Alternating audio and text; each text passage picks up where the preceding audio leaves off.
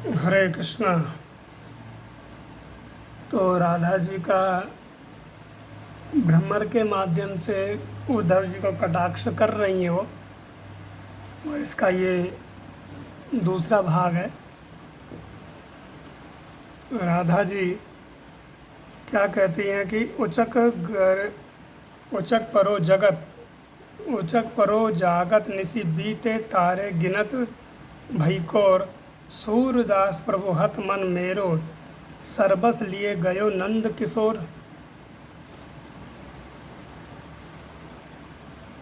तो आगे राधा जी कहती हैं कि हे भ्रमर, देखो तुम्हें एक कथा सुना है। हमने ऐसे सुना है पूर्णमासी से। पूर्णमासी कौन है? ये दुर्गा जी का विस्तार है और तपस्विनी है जो वृंदावन में रहती हैं। तो राधा जी कहती है कि हमने बड़े लोगों के माध्यम से ये सुना है कि वो जो छलिया है कृष्ण, पूर्व जन्म में राम का अवतार था, यानी राम रूप में आया। तो तब भी उसने क्या किया कि जो शूर्पणखा थी, भाई शूर्पणखा उसके पास आई प्रेम के वार्तालाप करने, उससे विवाह करने के लिए।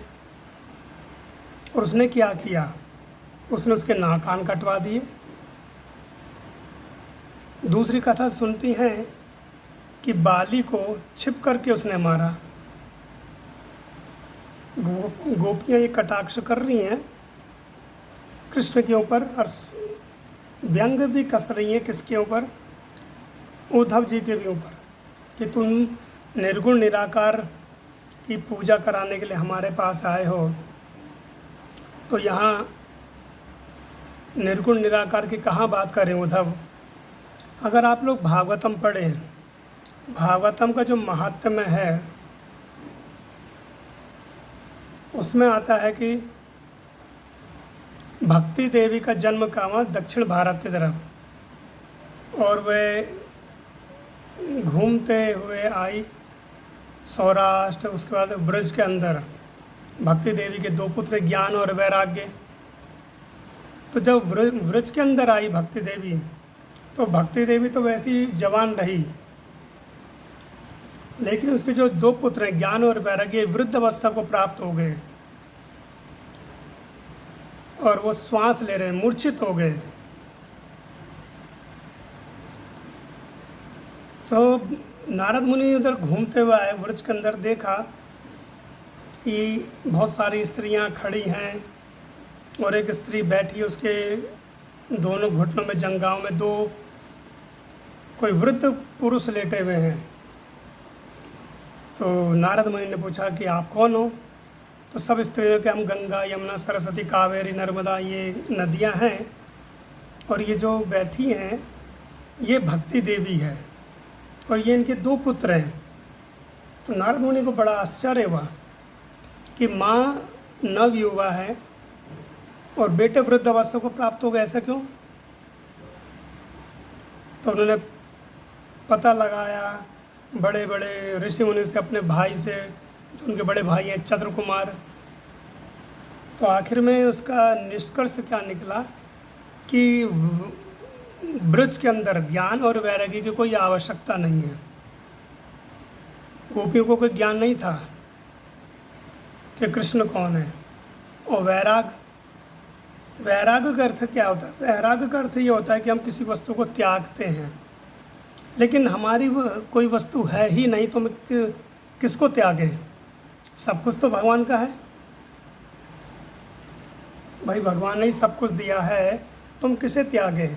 हमने कोई वस्तु का निर्माण किया हो तो तब तुम उसे त्यागें। ये पवन, ये समीर, ये सूर्य, चंद्रमा, प्रकृति, फल फूल पुष्प, सब कुछ तो भगवान का दिया हुआ है, तो हमारा कुछ नहीं है। तो क्या करें हम जो भक्ति करते हैं, यानी जो कुछ भी हमारे पास वस्तु है उसे छोड़ने की कोई आवश्यकता नहीं है, त्यागने की कोई आवश्यकता नहीं है। उसे भगवान की सेवा में लगाने की आवश्यकता है। हम कुछ खारे फल भगवान को पहले भोग लगा दिया, तो ये भक्ति है, यही वैराग है। वैराग का मतलब कि हम इस संसार के नहीं हैं, ये संसार हमारा नहीं है, ये है लेकिन क्या है कि क्षण भंगुर है। तो ये असली वैराग्य, वास्तविक वैराग्य होता है। तो भक्ति देवी के दो पुत्र क्या ज्ञान और वैराग्य वृंदावन में आकर के मूर्छित हो गए, क्योंकि वहाँ पर इनकी कोई आवश्यकता नहीं है। तो यहाँ पर ब्राह्मणों को राधा जी बताती हैं कि तुम्हारा जो सखा है वो बड़ा कपटी है, उसने बाली को मारा छिप करके, शूर्पणखा को उसने नाक कान कटवा दिए, स्त्री के अच्छी बात थोड़ी है। और अब हमारा हृदय, हमारा सब कुछ चुरा करके लेके गया। अब बोला था कि मैं परसों आऊँगा, लेकिन बरसों बीत गया, आया नहीं। और तुम भी उसी के तरह हो भ्रमर। तो भ्रमर क्या है, राधा रानी के चरणों में बैठा हुआ था। तो एकदम से क्या हुआ, भ्रमर उड़ करके चला गया कहीं इधर, क्योंकि एक जीव है भ्रमर, तो इधर उड़ करके चला गया। तो राधा रानी बड़ी विचलित हो गई। अब मन में क्या सोचने लगी राधा रानी कि कृष्ण के मित्र आए थे और हमने उनका अपमान कर दिया। तो भ्रमर से कह रही है, भ्रमर अब वापस आ जाओ, देखो मुझे क्षमा कर दो भैया, मैं तुम्हारे पैर पड़ती हूँ, मुझे क्षमा कर दो। तो थोड़ी देर में क्या हुआ, भ्रमर उड़ करके दोबारा आ गया। तो राधा रानी कह रही है, हे भैया, तुम्हें देख के बड़ी हृदय को शीतलता प्राप्त हुई, और सुनाओ तुम्हारे सखा कैसे हैं, क्या वो वहाँ सही से रहते हैं, उनको तो अच्छा अच्छा खाने को मिलता होगा। यहाँ तो उनको व्रज में मोटे मोटे टिक्कड़ मिलते थे बाजरे के, ये सब। वो तो अब राजमहल में रहता है, तो राजमहल में रहता है तो वहाँ अच्छे अच्छे स्वर्ण पात्रों में उसको खाने को मिलता होगा, अच्छे शैया पर सोता होगा। तो अब हमारी क्यों वो चिंतन करेगा हमारा। तो चलो ठीक है, सब कुछ छोड़ दो, हम कोई शिकायत नहीं करेंगे तुम्हारे से। अब तुम सुनाओ अपने सखा की, अपने सखा के सुनाओ, तुम्हारा सखा कैसा है। क्या कभी कभी हमारे भी चिंतन करता है वो। सभी ने गोपियों के नेत्रों से अश्रुपात हो रहा है, किशोरी जी के तो हो ही रहा है, और उधर जी पास में खड़े होकर के सब सुन रहे हैं, आश्चर्य में पड़े हुए कि एक भ्रमर के रंग में भी उन्हें कृष्ण का चिंतन हो रहा है। तो ये है प्रेम की शुद्ध अवस्था। जो भक्त है वो हर वस्तु में भगवान को देखता है। जिस तरह से हम लोग, जब घर में कोई छोटा बालक होता है, कोई संतान होती है, तो उसके वस्त्रों को देख करके हम उसको चिंतन यहाँ हो जाता है, अरे ये तो हमारे बालक का, हमारी संतान का वस्त्र है। तो उसके वस्त्रों को देख करके उसके हंसी, उसकी आकृति, उसका चेहरा हमारे नेत्रों के सामने घूम जाता है, और हम मुस्कुराने लगते हैं, उस बच्चे का चिंतन करने लगते हैं। यह जैसे एक प्रेमी प्रेमिका होते हैं, दिन रात वो एक दूसरे का चिंतन करते रहते हैं। जब किसी कन्या को युवक से प्रेम होता है या युवक को कन्या से प्रेम होता है, वार्तालाप करते हैं और दिन रात केवल एक दूसरे के बारे में सोचते हैं। वो इतने मग्न हो जाते हैं।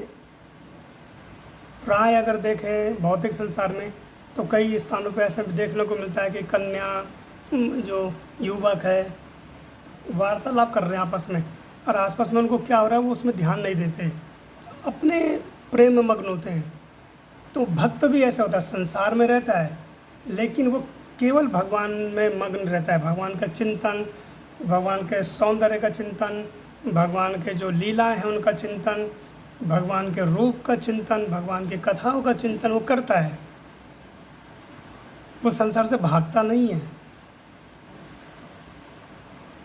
तो ये देख करके सूरदास जी कह रहे हैं कि ये देख करके उद्धव जी के कुछ कुछ ज्ञान के जो चक्षु हैं वो लुप्त होने लगे, प्रेम उत्पन्न होने लगे, यानी जो ज्ञान था उनको।